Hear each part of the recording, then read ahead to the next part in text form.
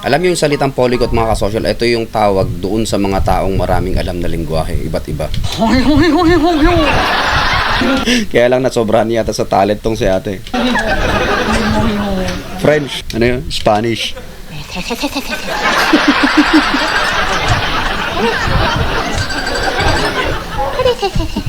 Next, Swedish. Hurdy-gurdy-gurdy.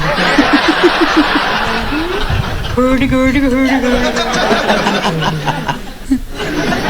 So basically, ang ginagaya rito yung mga accent nila kung paano sila magsalita eh. Hindi. Lalaman na ichi. Kaya inchik yan, sigurado.